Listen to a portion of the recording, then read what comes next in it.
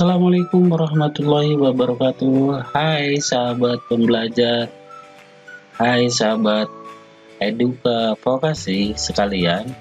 Masih berjumpa dengan saya, Kang Ahmad Rifai, dalam video pembelajaran komputer dan jaringan dasar. Kali ini masih di bab 8 tentang perawatan komputer dan memasuki ke tema ke-28. Apa yang akan kita bahas? Yaitu tentang perawatan hardware komputer. Kalau kemarin yang kita bahas tentang dasar perawatannya, jenis-jenisnya, dan yang lainnya, sekarang lebih khusus lagi, perawatan hardware komputer.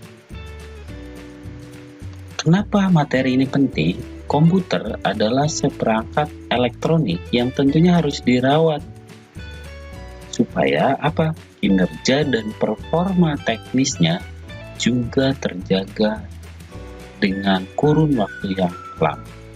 Bagaimana cara merawat komputer?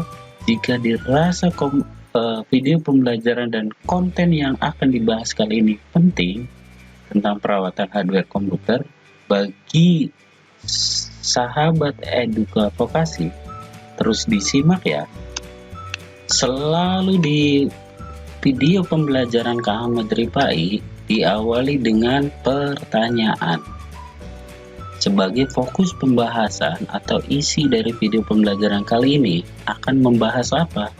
Ada pertama, sebutkan dan jelaskan perawatan pada hard disk, motherboard, RAM, prosesor dan heatsink dan komponen lainnya. Dan yang terakhir nanti akan saya menjelaskan praktek perawatan hardware yang benar itu bagaimana.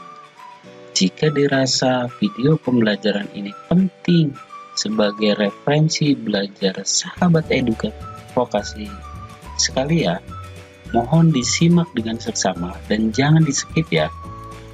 Terus disimak dan supportnya selalu. Tapi sebelum itu kita simak yang mau lewat ini.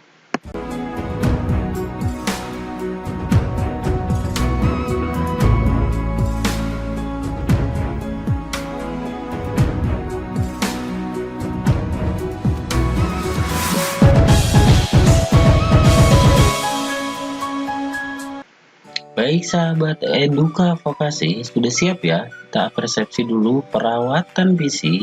Sebelum Anda melakukan perawatan, Anda pertama-tama harus mengerti dan memahami secara langsung cara melakukan perakitan PC. Sudah dibahas di video-video sebelumnya. Kemudian, dalam melakukan perawatan PC, Anda diharuskan untuk melepas semua perangkat-perangkat yang ada dalam casing. Kenapa itu? Contoh, kita masuk ke perawatan hard disk. Jadi dicopot dulu hard disknya dari casingnya. Hard disk ini media penyimpanan, kita tahu ya. Kemudian Anda tidak perlu membuka komponen yang ada dalam hard disk. Komponen dalam hard disknya tidak perlu, tapi melepas hard disk dari casing itu perlu. Yang perlu Anda bersihkan hanya pada bagian PCB ini ya, dengan kuas. Dari apa ini? Debu. Untuk perawatan hard disk dari sisi hardware, perlu ditambahkan sebuah fan untuk mengurangi panas. Karena ini elektronik, ketika dialiri arus listrik, maka pasti mengalami namanya panas. Jika kita gunakan fan atau kipas, akan meminimalisir. Kemudian diperhatikan pengaturan kabel data agar kadang kabelnya itu tidak beraturan. Ketika diatur secara bagus, itu menambah sirkulasi udara yang masuk di antara casing dan hard disk. Kemudian perawatan motherboard, ini juga hampir sama. Ini kita lepas dulu dari casingnya dan kabel-kabelnya, kemudian kita bersihkan dari debu, kemudian sampai tidak ada debu. Langkahnya, bersihkan seluruh motherboard dengan kuas kecil ya yang lembut. Kemudian setelah itu gunakan penyedot debu. Kalau kuas itu biasanya yang nyelip itu kadang tidak hapus gitu. Makanya dengan penyedot maka akan kain halus digunakan apabila terdapat debu yang sulit dihilangkan, bisa dengan kain halus yang kering. Setelah semua dikira bersih, kemudian pasang kembali motherboard ke dalam. Kemudian gunakanlah UPS atau stafol sebagai pengaman tegangan listrik sehingga tidak terjadinya pengaruh terhadap kinerja mainboard. Inilah kenapa video-video sebelumnya saya bahas tentang UPS dan power supply yang mumpuni supaya ini menjaga kinerja atau rangkaian yang ada dalam motherboard. Setelah membersihkan, agar selalu memperhatikan ada tidaknya baut-baut yang tertinggal dalam mainboard. Ini biasanya ketika dicopot ada yang tidak terpasang untuk menghindari terjadinya hubung pendek atau korsleting dengan arus listrik. Kemudian selanjutnya kita perawatan RAM. Kita tahu ya, penyimpanan cache memory ini cukup dengan gosokan pin RAM ini dicopot dulu, kemudian digosokkan dengan karet penghapus ya. RAM perlu dilakukan perawatan agar selalu bekerja dengan optimal. Tentu sering dilepas, tersentuh oleh tangan dapat menyebabkan korosi, bahkan RAM dapat rusak akibat listrik statis. Makanya dibersihkannya dengan kaki-kakinya saja, ini ujung-ujung kaki dengan karet. Bersihkan memori tersebut dengan cara menggosok pin memori tersebut dengan kain atau penghapus pensil dengan tujuan membersihkan karat, karena karat ini yang menghambat arus listrik dan rangkaian yang harusnya berjalan dengan baik. Berikan sedikit thinner supaya lebih bersih dari debu. Dan gesekan dengan kain tersebut juga akan memancing ion-ion pada pin memori menjadi terstimulasi agar konduktornya lebih aktif. Jadi tujuannya tadi supaya konduktor pada PCB tadi lebih bagus lagi mengantarkan listrik. Kemudian perawatan prosesor dan heatsink, biasanya ini sepaket ya. Jadi kelihatannya heatsink padahal di dalamnya ada prosesor dan juga pasta ya. Pasta ini pasta khusus untuk pendingin ini. Jadi kalau ini menggunakan kuas, kalau ini pakai kain kering yang halus. Dan cara pegang ini, perhatikan cara pegangnya itu PCB tempat prosesornya tapi pinggirnya gitu. Jangan kaki-kaki. Itu teknik megangnya juga harus diperhatikan. Kemudian perawatan casing dan keyboard ini penting karena casing ini tempat memasang semua komponen komputer, makanya perlu dibersihkan dari debu-debu. Kemudian keyboard juga penting karena yang kita sentuh dari motherboard dari CPU adalah yang kebanyakan adalah keyboard dan mouse. Makanya gunakan biasanya kuas atau blower atau vakum pembersih.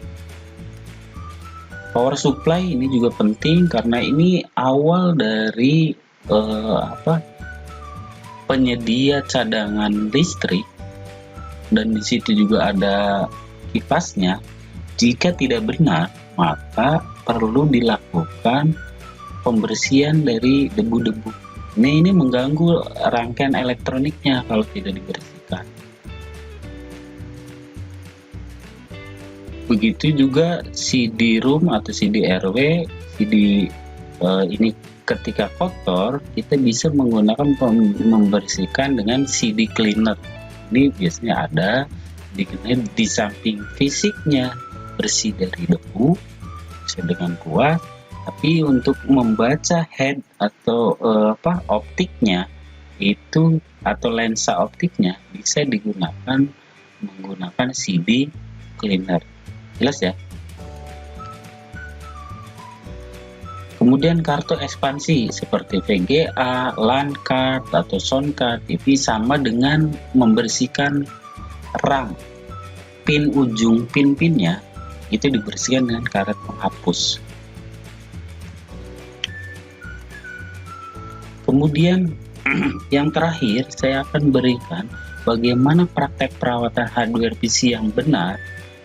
Pertama, perhatikan alat dan bahannya, kelengkapan bahannya. Mana yang digunakan ketika untuk membersihkan tadi yang saya sudah siapkan. Kemudian keselamatan kerja, ini penting harus perhatikan. Kemudian bekerjalah sesuai petunjuk, ada SOP-nya pasti. Cara membuka ini, kemudian memasangnya itu harus ada setiap workshop itu ada. Ini ya, angkernya siapkan alat bahan, amati kondisi kebersihan. Kebersihan itu penting, buat rangkuman perawatan, kemudian laporkan hasil pekerjaan. Jika semua telah selesai, rapikan alat. Jadi kondisi awal rapi, kemudian terakhir juga lebih rapi. Nah, ini biasanya untuk laporan di workshop atau lab komputer itu ada membuat lembar kerja perawatan. Ini penting, catat semua. Biasanya seperti tabel seperti ini, nomor, jenis komponen, contoh kondisinya apa? Oh, terjadi pada korosi kaki-kaki. Artinya apa? Ada yang tidak bagus di rangkaian elektronik ujung kaki RAM itu. Faktor penyebabnya debu atau penggunaannya yang memang lama tidak dibuka, itu juga bisa jadi. Makanya perawatan yang dilakukan bersihan dengan karet. Lakukan nanti ini dilaporkan, ada pengesahan yang melakukan tanggal dan tempat dan juga tanda tangan dosen atau guru pembimbing. Itu ya. Jadi ini penting membuat lembar kerja perawatan. Sebagai toolman atau operator, ini sebagai acuan apa yang sudah dilakukan dan komponen apa saja yang dilakukan ini. Kemudian kondisi awal bagaimana setelah dilakukan perawatan nanti bagaimana.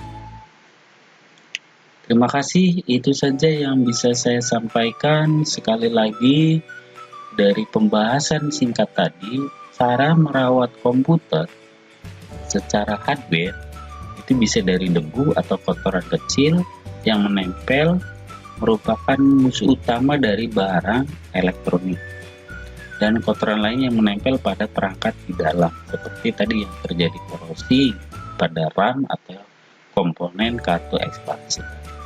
Sekali lagi, mohon maaf atas segala kekurangan dan salah jika dalam penyampaian ini.